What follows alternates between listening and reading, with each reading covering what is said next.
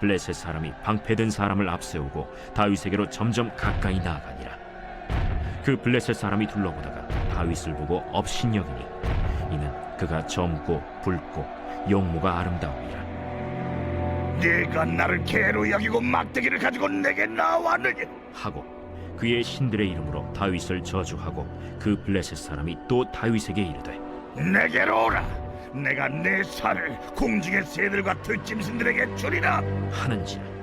다윗이 블레셋 사람에게 이르되 너는 칼과 창과 단창으로 내게 나아오거니와 나는 만군의 여호와의 이름 곧 내가 모욕하는 이스라엘 군대 하나님의 이름으로 내게 나아가노라.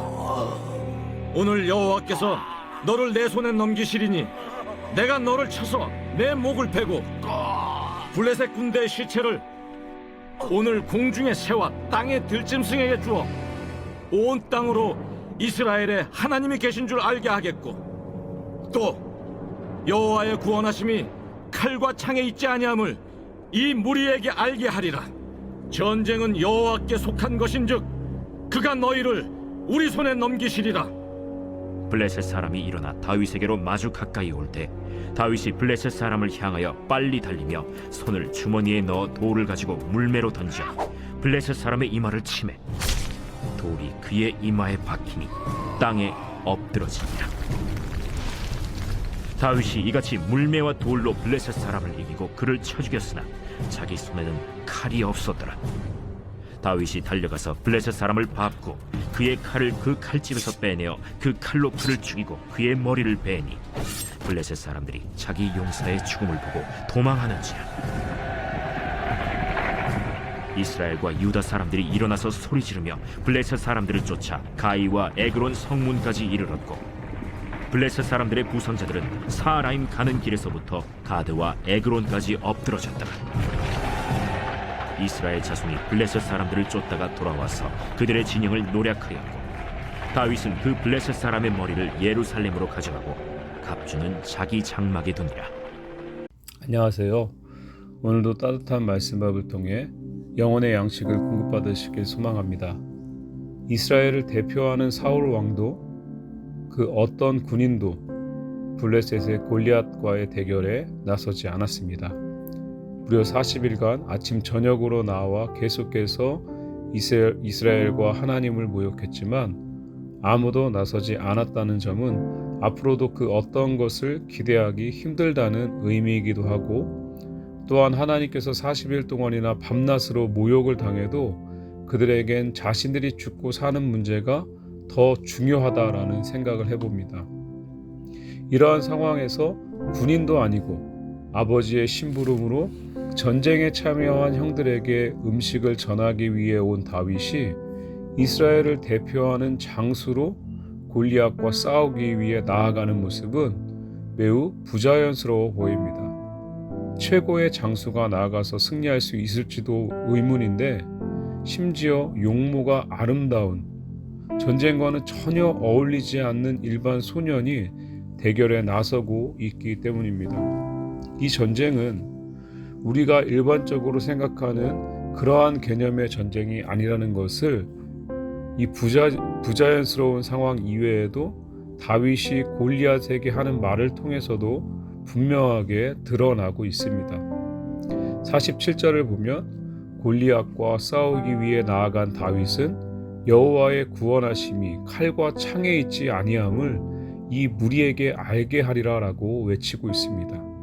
일반적으로 전쟁은 좋은 칼과 창이 있어야만 합니다.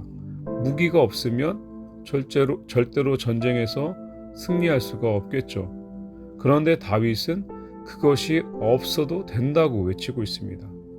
이 말은 다윗과 골리앗의 전투를 일반적인 전쟁의 개념으로 이해할 수 없다는 의미입니다. 실제로 다윗의 손엔 칼과 창이 없었습니다. 그의 손엔 물매가 있을 뿐입니다. 사울 왕은 갑옷을 입히고 무장시켜 전투에 보내려 했지만 다윗은 익숙하지 못한 갑옷과 칼을 거부하고 자신에게 익숙한 물매와 돌 5개를 가지고 골리앗과의 전투에 나아갔습니다. 다윗의 손에 있는 물매는 단순히 골리앗을 공격하기 위한 무기 이상의 의미가 있습니다. 다윗은 45절에서 골리앗에게 나는 만군의 여호와의 이름으로 곧 네가 모욕하는 이스라엘 군대의 하나님의 이름으로 내게 나아가노라 라고 선포했습니다. 이 물매에는 자신만의 분명하고도 선명한 기억이 담겨 있습니다.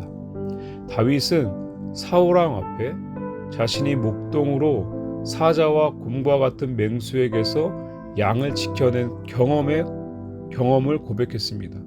다윗은 자신에게 능력이 있어서 사자와 곰에게서 양을 지켜냈다고 말하지 않았습니다. 여호와께서 나를 사자의 발톱과 곰의 발톱에서 건져내셨는데 여호와를 모욕한 골리앗의 손에서도 나를 건져내실 것이라고 선포했습니다. 물매는 이처럼 매우 상징적인 의미를 가지고 있습니다. 하나님께서 다윗과 함께하고 있음을 보여주는 표징과도 같은 것이죠.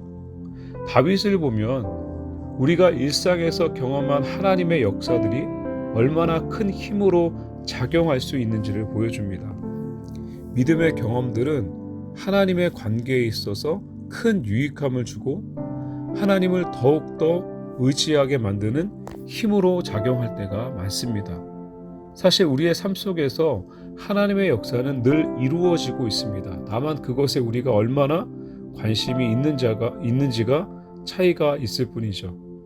하나님의 손길을 늘 바라보며 자신에게 행하신 일들을 감사하는 자들이 다윗과 같이 고백할 수 있고 결정적인 순간에 믿음으로 나아갈 수 있는 것입니다. 하나님은 다윗의 고백대로 하나님을 모욕한 골리앗을 다윗의 물매를 통해 넘어뜨리시고 승리를 선사해 주셨습니다. 오늘 말씀을 통해 우리는 하나님께서 어떠한 자를 기뻐하시는지를 깨닫게 됩니다.